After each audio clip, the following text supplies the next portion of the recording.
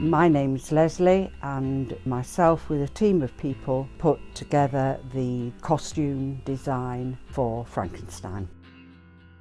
Costume is vital for a production like this, to take the audience into the period that it was set in. And of course the costume on the actors is the first thing that the audience see. It's very important because it's indicative of the character and the character's life.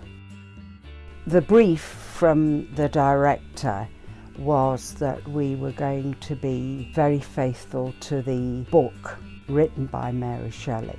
So it's Georgian and around 1815.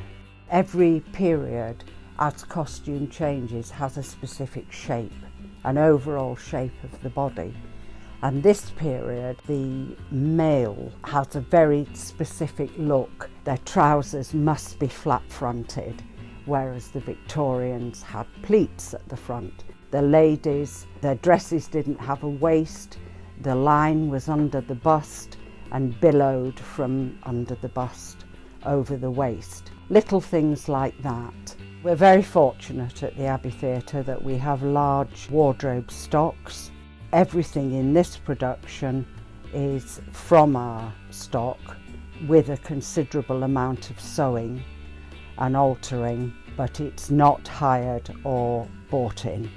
Costumes always develop and change through the fitting process and discussion with the director when they start the rehearsals.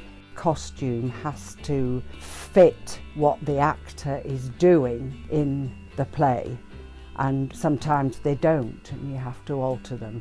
And that's quite relevant to this play because it's very physical and the actor has to be able to get physical in the clothes.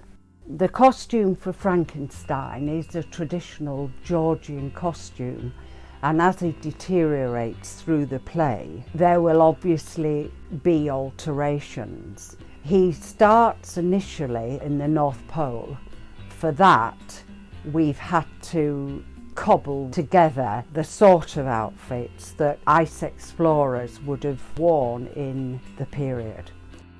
All of the team on the ice will be having modern fur coats that we'll be cutting up, and various things done with fur hats and pieces of cloth wrapped around their legs. Lots of webbing and pockets to give the appearance of the people of that day, because to have hired those costumes would have been a considerable cost. The creature is in a very simple costume, but he will look different to the other people and look perhaps not quite of this world. We've taken his appearance from the book and tailored his costumes to that. It's a long process and it's very complex in many ways. All the wardrobe team will be happy if it looks like it was envisaged, and that's really what wardrobe enjoy about the work that they do.